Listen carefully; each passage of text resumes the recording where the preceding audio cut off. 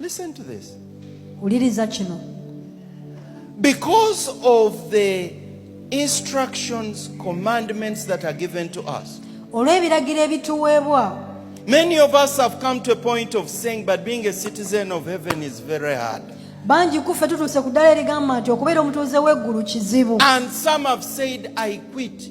Era abamu bangi bagambye nti nze mbivaamu. Let me tell you, Kambabuulire, before you quit, nga tonaba kubivaamu, try out the other side gezaako ku luuyi luli olulala, and see whether it is tenable that side. olabe oba osobola okyebeera sayidi eyo. Because in the other kingdom, they are going to have their eternity in fire.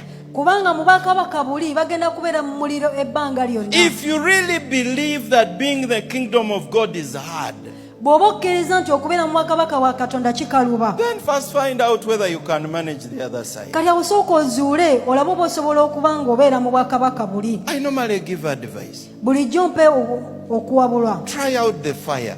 Gezaako omuliro. Get a hot coal from a sigiri.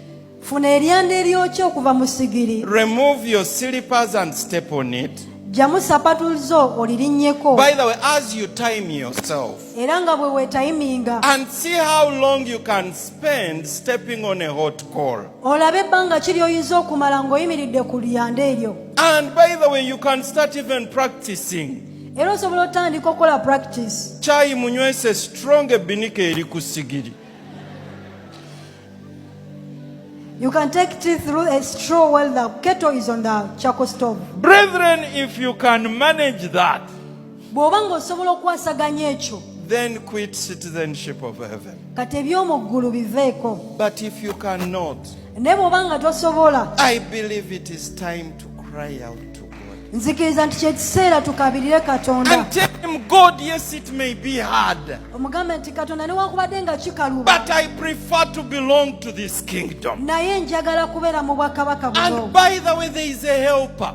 Era bulijjo waliwo omuyambi. The Holy Spirit is going to aid you to be part of this Omwoyo kingdom. omutukuvu agenda kuluŋŋamya okusobola okubeera omutuuze w'obwakabaka God buno. knew how hard it is. Katonda yamanya kikaluba He kitya. knew how trying it is. Yamanya kigezesa kitya. Indeed, Jesus said Yesu yagamba that the road that leads to eternity is narrow. nti ekkubo eritwala mu bwakabaka bwa Katonda funda. Now, narrow does not mean size.